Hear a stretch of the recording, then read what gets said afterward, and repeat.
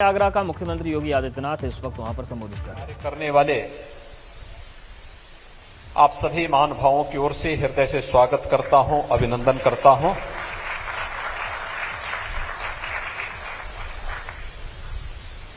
माननीय राष्ट्रीय अध्यक्ष जी की हार्दिक इच्छा थी कि उत्तर प्रदेश के अपने 2 दिवसीय प्रवास के दौरान वह हेल्थ वर्कर्स के साथ और चिकित्सा विशेषज्ञों के साथ विशेष रूप से संवाद कर सके,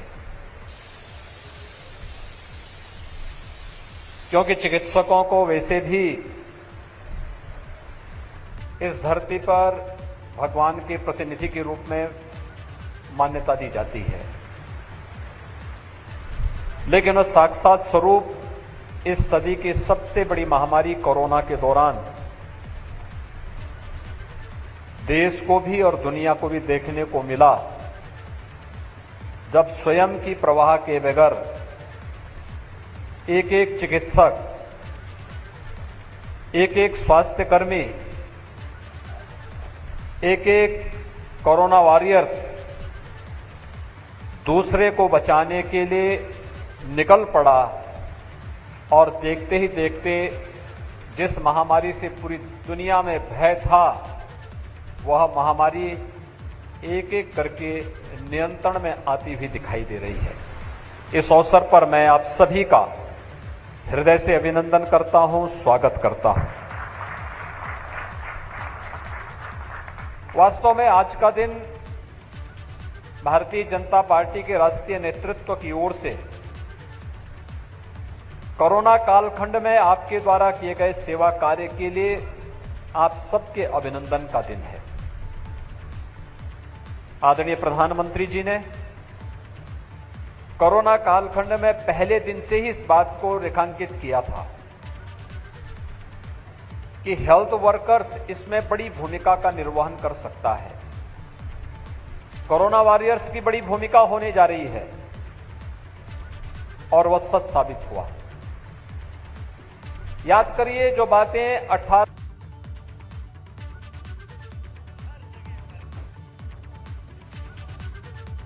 तो मुख्यमंत्री योगी आदित्यनाथ इस वक्त संबोधित कर रहे हैं। आपको बता दें कि संगठनात्मक बैठक चल रही है आगरा में और जेपी नड्डा का ये दूसरा दिन है यूपी दौरे का। वही चीजें एक एक करके अक्सरशः सही साबित होती गई। इस प्रकार का दूरदर्शी नेतृत्व जिस देश के पास होगा, वह सचमुच किसी भी आपदा का सामना पूरी मजबूती के साथ कर सकता है। यह हम सबका सौभाग्य है। और फिर आप जैसे हेल्थ वर्कर्स जब देश के पास हैं, तो फिर पूरी प्रतिबद्धता के साथ इस लड़ाई को जीती जा सकती थी, इसमें कोई संदेह नहीं। हम सब जानते हैं कि कोरोना इस सदी की सबसे बड़ी महामारी है और इस महामारी में पहले दिन से ही जो सावधानी प्रधानमंत्री जी के नेतृत्व में पूरे देश ने बरती थी, चाहे वह जनता कर्फ्यू का कार्यक्रम रहा हो, चाहे वह लॉकडाउन की घोषणा रही हो, और उसके बाद जब लगा कि अब ये कोरोना फिर भी आएगा तो अधिक से अधिक टेस्ट करने की सुविधा प्रदान करने का हो, हेल्थ इंफ्रास्ट्रक्चर को मजबूती प्रदान करने का हो। यह कार्यक्रम केवल कोरोना के दौरान नहीं, याद करिए कि 2014 में जब मोदी जी देश के प्रधानमंत्री बने, प्रधानमंत्री बनने के तत्काल बाद उन्होंने कुछ कार्यक्रम प्रारंभ किए और उन सभी कार्यक्रमों को भले ही उस समय विपक्ष ने आलोचना की हो, लेकिन उन एक एक कार्यक्रमों का कितना भारी प्रभाव पड़ता रहा। एक एक योजना को लेकर के कोरोना कालखंड में जब दुनिया त्रस्त थी, उनको कुछ भी समझ में नहीं आ रहा था कि अब क्या करना है। वहां की व्यवस्था अस्त व्यस्त होती गई। दुनिया के कुछ देशों में सत्ता परिवर्तन कोरोना के कारण हो गए। उस कालखंड में आपने देखा होगा, कोरोना आया 2020 मार्च में और मई 2014 के बाद से जो परिवर्तन देश के अंदर एक एक करके होते गए, जनधन अकाउंट खोले गए हर एक गरीब के।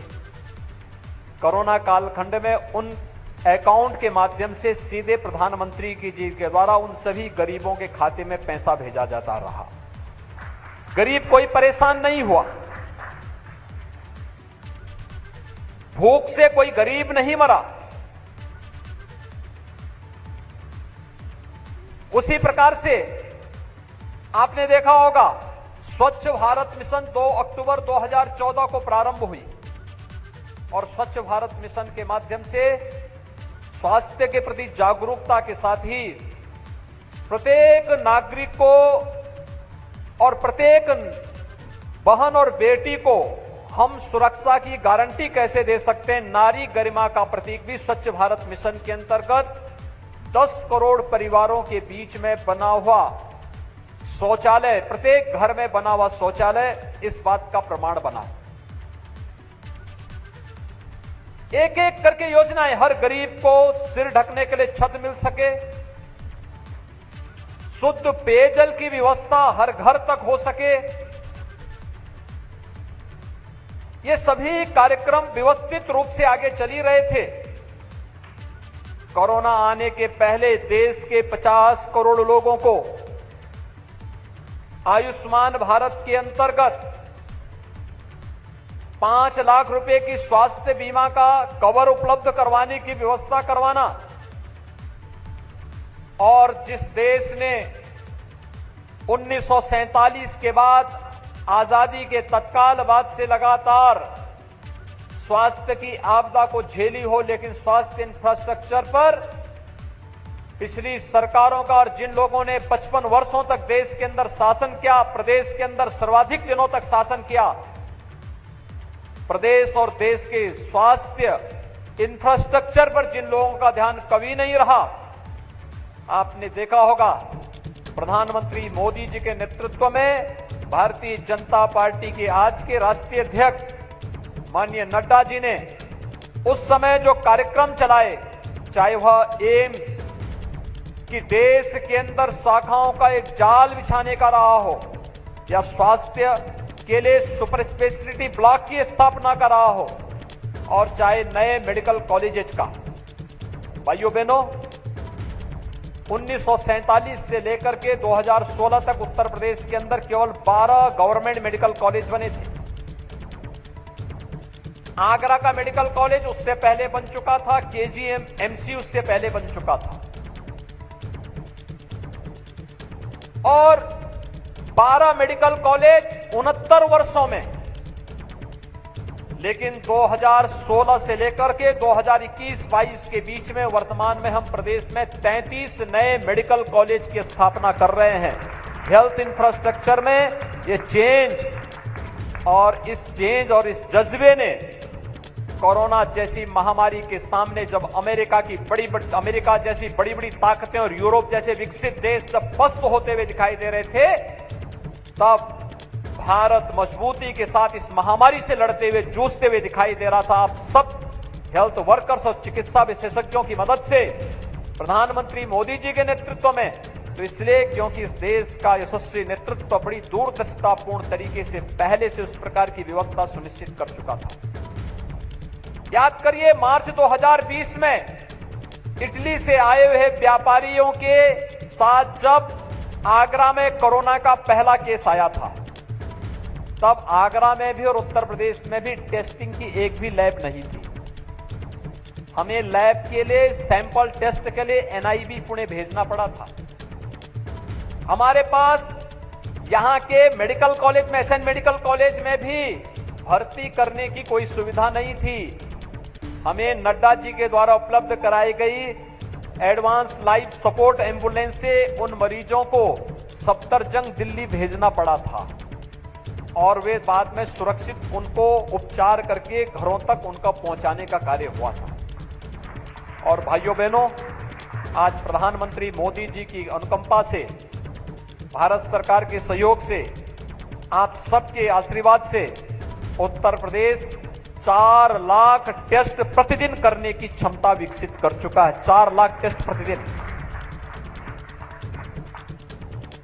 आज हमारे पास 2 लाख L1, L2 और L3 फैसिलिटी के बेड्स मौजूद हैं, जिसके माध्यम से हम कोरोना के या किसी भी इस प्रकार की आपदा में मरीजों को बेहतर स्वास्थ्य की सुविधा उपलब्ध करवा सकते हैं। मुझे याद है जब कोरोना की आहट हुई, हमसे कहा गया कि कितने ऐसे जनपद हैं जहां पर आपके पास आईसीयू की सुविधा होगी, कितने में नहीं है। तो 75 में से 36 ऐसे जनपद थे जहां पे एक भी आईसीयू का बेड नहीं था। और आज हर एक जनपद में हमारे पास लगभग 100 आईसीयू के बेड्स मौजूद हैं। और अगर मैं L1, L2, L3 की फैसिलिटी की सुविधा की बात करता हूं तो हमारे पास ये संख्या बढ़कर के 2 लाख बेड्स होती हैं। और केवल द्वितीय लहर को ही नियंत्रित करने में नहीं, बल्कि तीसरी लहर की आहट के बीच में भी हम लोगों ने उसकी पहले से तैयारी कर ली है कि अब उत्तर प्रदेश के अंदर किसी भी व्यक्ति को चिकित्सा के अभाव में इधर उधर भटकने की आवश्यकता नहीं पड़ेगी। यह प्रधानमंत्री मोदी जी के और यशस्वी नेतृत्व के कारण ही उत्तर प्रदेश के अंदर संभव हो पाया है। भाइयों बहनों, दूसरी लहर में ऑक्सीजन की जो किल्लत हुई, महामारी के दौरान संसाधन अक्सर कम पड़ते हैं और यह तो इस सदी की सबसे बड़ी महामारी थी। इस महामारी के दौरान हमने ऑक्सीजन के बारे में देखा होगा। ऑक्सीजन पहुंचाने का कार्य भारत सरकार ने जिस युद्ध स्तर पर किया था वह सबके सामने है। आज उत्तर प्रदेश में हर जनपद को ऑक्सीजन के क्षेत्र में आत्मनिर्भर बनाने की दिशा में कार्य प्रारंभ हो रहा है। 552 ऑक्सीजन प्लांट वर्तमान में हम उत्तर प्रदेश के अंदर अलग अलग जनपदों में स्थापित करने जा रहे हैं। चाहे वह आगरा हो, हर एक जनपद में ऑक्सीजन प्लांट लग रहे हैं, जिनमें से लगभग 300 ऑक्सीजन प्लांट अब तक हम लोग उत्तर प्रदेश के अंदर स्थापित कर चुके हैं। और 252 ऑक्सीजन प्लांट को अगले कुछ दिनों के अंदर हम लोग बनाने की पूरी कार्य योजना बना चुके हैं। उनका सिविल वर्क पूरा हो चुका है और उनको बहुत शीघ्र हम लगा करके ऑक्सीजन के लिए किसी भी प्रकार की कोई किल्लत न होने पाए, इसकी पूरी तैयारी हम लोगों ने उत्तर प्रदेश के अंदर वर्तमान में की है। और आज आप सबके सहयोग से मुझे बताते हुए ये भी प्रसन्नता है, उत्तर प्रदेश 24 से लेकर 25 करोड़ की आबादी का प्रदेश, पॉजिटिविटी आज हमारी प्रतिदिन की है 0.001%, यानी दुनिया में न्यूनतम WHO ने भी जो माना है कि 5% से कम की पॉजिटिविटी रेट को हम सेफ मान सकते हैं, लेकिन हम तो उससे भी न्यूनतम स्तर पर पहुंच चुके हैं। 0.001% पर हम लोग वर्तमान में हैं। कोरोना पूरी तरह नियंत्रण में है, लेकिन कोरोना अभी समाप्त नहीं हुआ है। प्रधानमंत्री जी ने जो इसके बारे में निरंतर जागरूकता पैदा करने की बात कही है कि 2 गज की दूरी और मास्क है जरूरी का पालन तो हमें करना ही होगा, लेकिन हम सबको आभार व्यक्त करना चाहिए प्रधानमंत्री मोदी जी के नेतृत्व को, जिन्होंने इस देश के वैज्ञानिकों को प्रोत्साहित करते हुए इस देश के प्रत्येक नागरिक को सुरक्षा कवच के रूप में फ्री में वैक्सीन उपलब्ध करवाने का कार्य किया है। और आप सभी चिकित्सा विशेषज्ञ इस बात को जानते हैं कि वैक्सीन, किसी भी महामारी के लिए वैक्सीन ये पहली बार भारत के अंदर इतनी जल्दी उपलब्ध हो पा रहा है। इससे पहले आज तक डेंगू का कोई वैक्सीन नहीं आ पाया, आज तक स्वाइन फ्लू का कोई वैक्सीन नहीं आ पाया, सॉर्स का कोई वैक्सीन नहीं आया, आज तक किसी भी बर्ड फ्लू का कोई वैक्सीन नहीं आया, एक्यूट इंसेफ्लाइटिस का कोई वैक्सीन नहीं आ पाया। लेकिन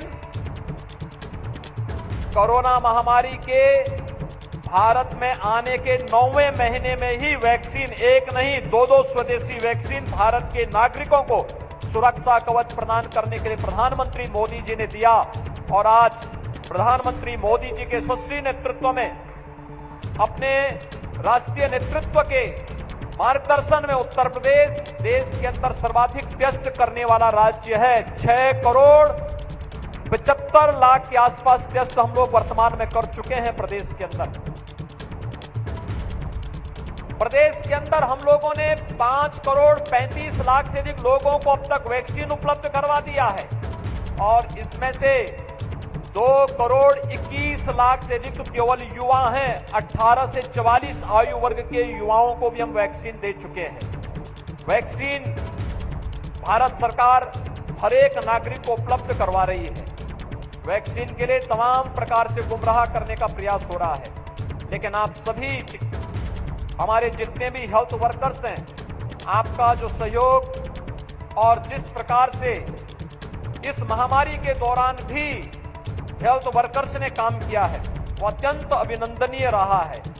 हर कोरोना वॉरियर्स का, हर हेल्थ वर्कर्स का, जिन्होंने कोरोना महामारी के दौरान भारत सरकार और प्रदेश सरकार की गाइडलाइन में स्थानीय प्रशासन के साथ, जनप्रतिनिधियों के साथ मिलकर के कार्य किया है, मैं उन सब का एक बार फिर से हृदय से अभिनंदन करता हूं।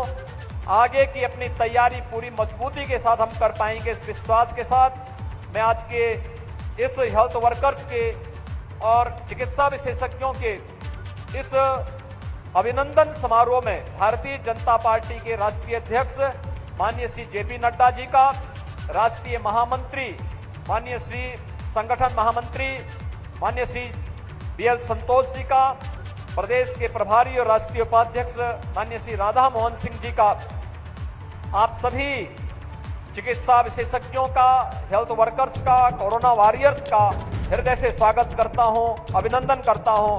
धन्यवाद। जय हिंद। धन्यवाद। तो चिकित्सकों का, मेडिकल कर्मियों का ये सम्मेलन है और वैक्सीन के मुद्दे पर सीएम ने कहा कि गुमराह किया जा रहा है। उन्होंने ये भी कहा कि महामारी के दौर में संसाधनों की कमी पड़ती है, लेकिन जिस तरीके से लोगों को सुविधाओं से लैस किया गया और जिस तरीके से उत्तर प्रदेश अब आत्मनिर्भर बन रहा है ऑक्सीजन के मामले में, तमाम चुनौतियों से पार पाया गया। उन्होंने ये भी कहा कि जब पहला केस सामने आया कोरोना का तो एनआईवी पुणे सैंपल भेजना पड़ा था, लेकिन अब उत्तर प्रदेश रोजाना लाखों की संख्या में टेस्ट करने में सक्षम है। तो ये बदलाव आए हैं और इन्हीं बदलावों से विपक्ष परेशान है और विपक्ष देश को गुमराह कर रहा है।